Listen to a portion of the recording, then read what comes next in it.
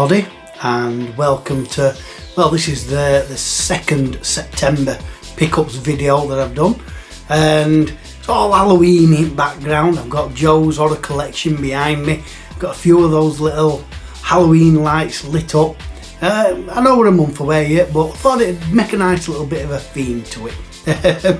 But yeah, thought I'd do a little second pickups because I have got a couple, not many, but there's 2 games I want to talk about.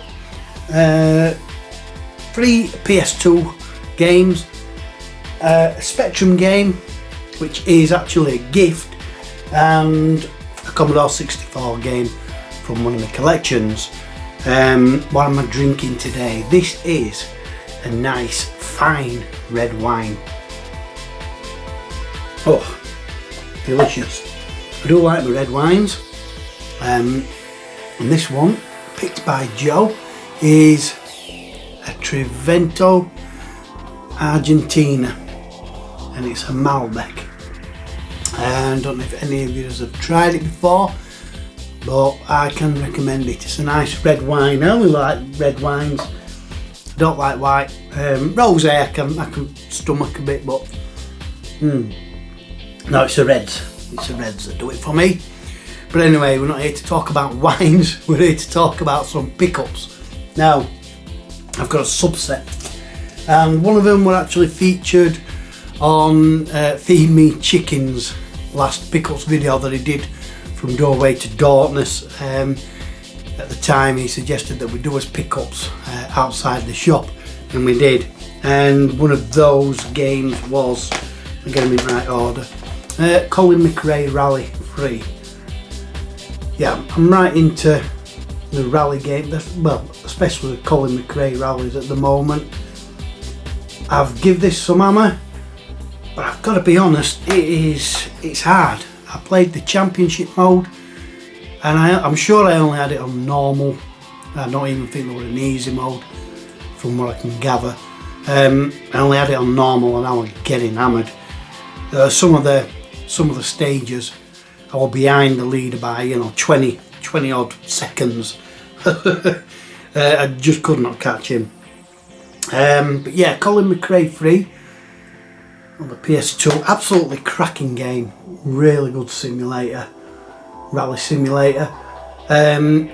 Personally, I prefer the slidey track, so when you're on the mud and the grass, but as soon as it hits tarmac, I find it hard to control. It's very twitchy, and I know you get more grip on tarmac. That's what we're trying to simulate, but crikey, I could not control it.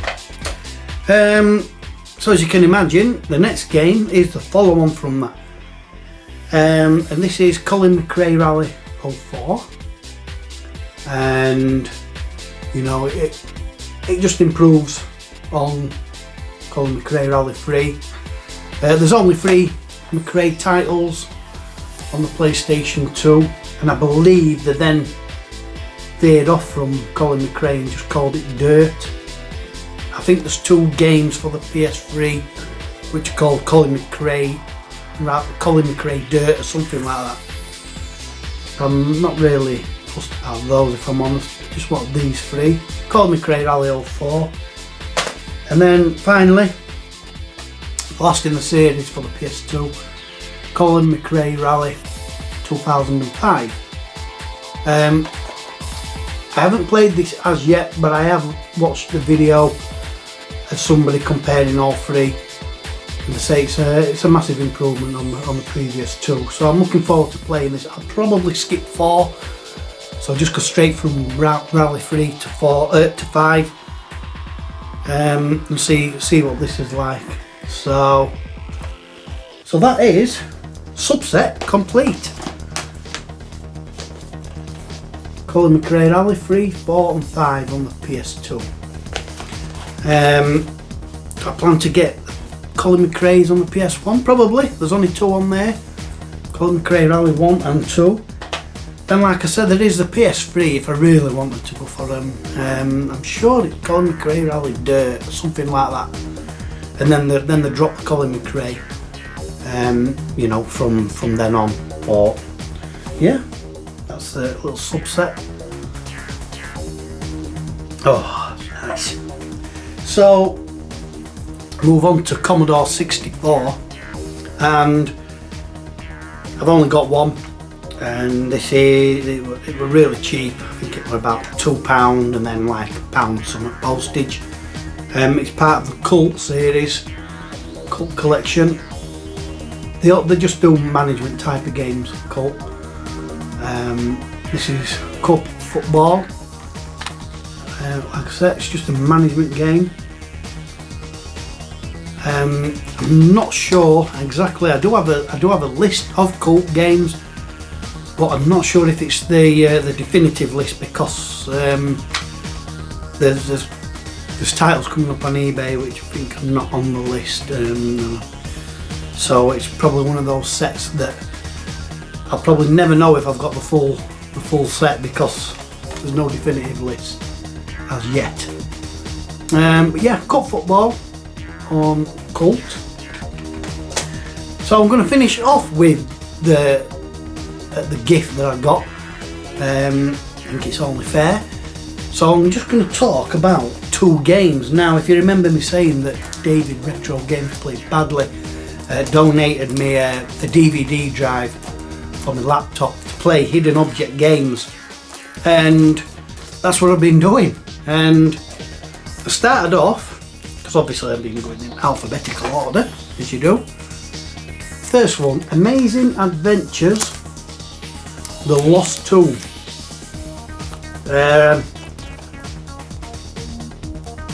Nice enough graphics, and started off really good. And you get your hidden object screen. You've got so many items at the bottom to pick out and find, and in each level there is also a scarab. Now, if you find 21 scarabs, you unlock the secret game. That's easier said than done. And then, like I say, you've got your main hidden object screen, find the items, and then you move on to like a puzzle level, which is usually something like a jigsaw, or a picture which has been jumbled up and you've got to swap the tiles, those kind of puzzles. And yeah, it was going well and I was enjoying it. But then I realised that I think I'd completed seven missions out of 20, and in each mission there's like something like five levels, 3 different screens, 3 different puzzles. It was just taking a long time, and the objects just kept repeating themselves. Now, bear in mind that there's hundreds of objects on screen to find, but it just kept picking out the same objects, and it kind of got a bit boring. A rolling pin, hammer, and like I said, there's hundreds of objects. Why don't you randomise them just to give a bit of something different?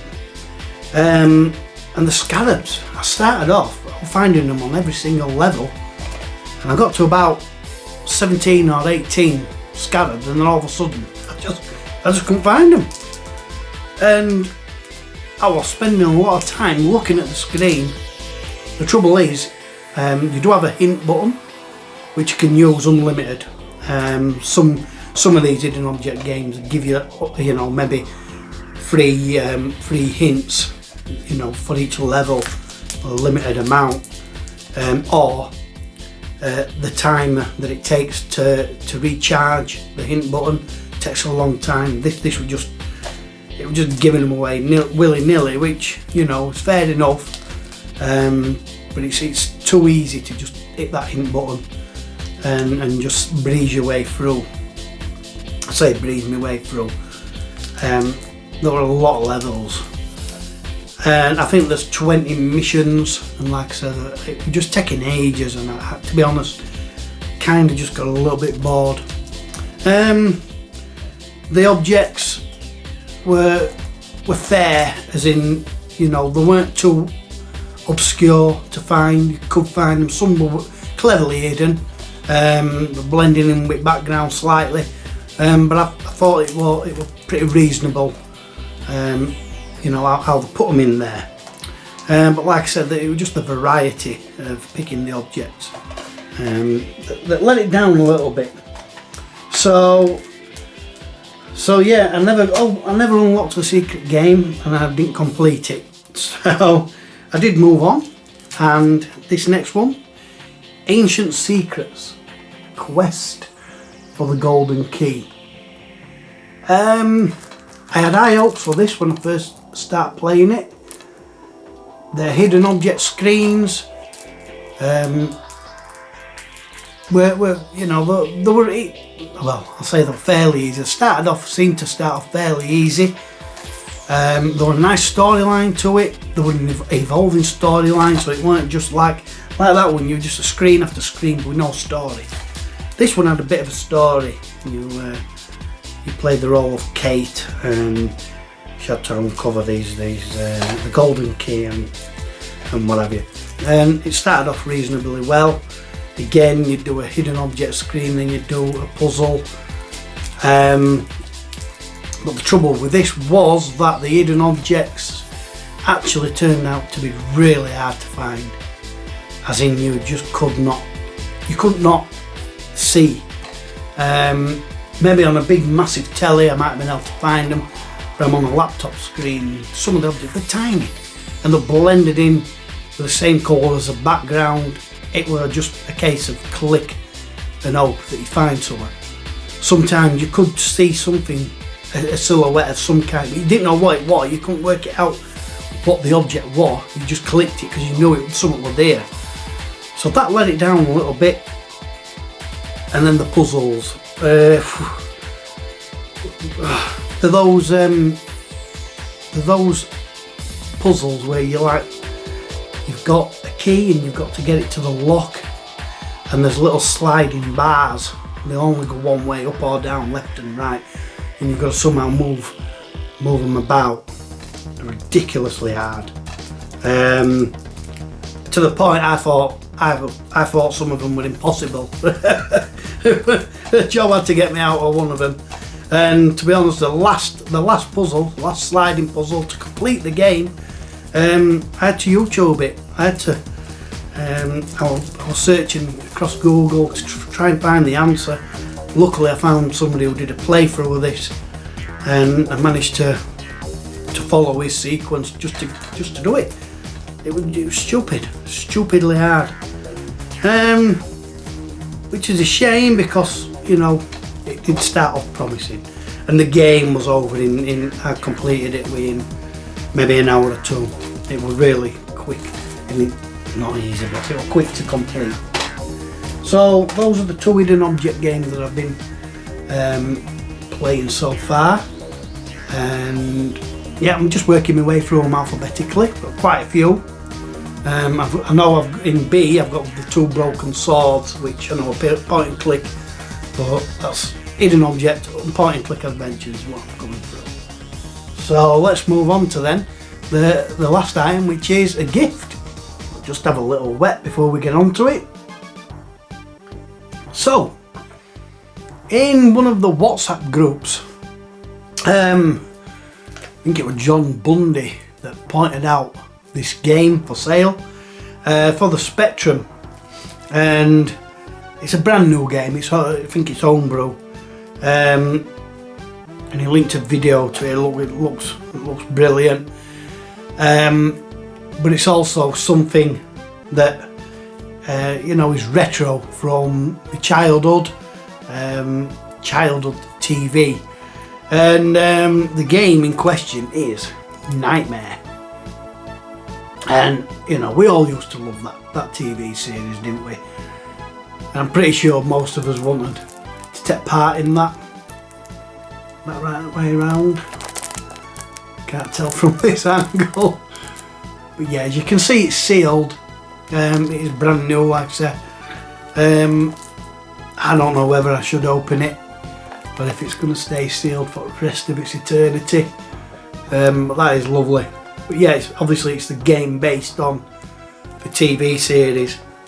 And I think, like I said, I think it was John Bundy that pointed it out. And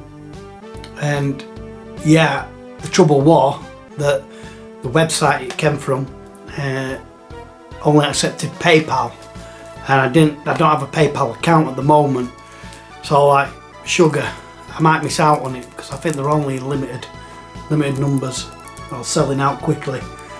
And John Bundy, bless him, offered to pay for it for me, and then I'd reimburse him the money once he'd done that.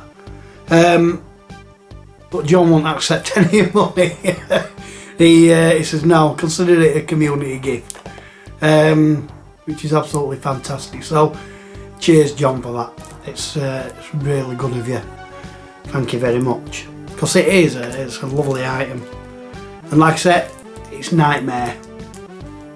There was a release originally, Nightmare, on the own micros.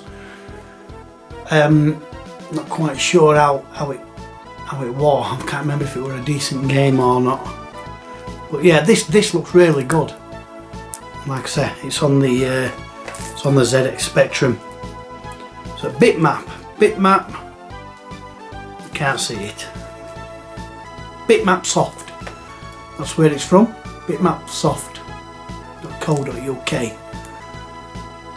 So again, this is going to go on my little on my cabinet with all the stuff that I like to display facing outwards. I've got little stands, and that's going to go on there. I've got all my cartridges on there, them Commodore cartridges, and I've got all my GIFs on there as well, all my software GIFs. So yeah, once again, John, thank you very much for that. Really appreciate that. Absolute legend. That's a Nightmare. So, one last sip of my red wine, and I'll sign off. That is surely the last pickups for September. I reckon October we're gonna have to do a little Halloween special, aren't we? We've got the setting for it, and I've actually got a few little things to put in background. It's gonna be amazing. So until then, thank you for watching, and see you later.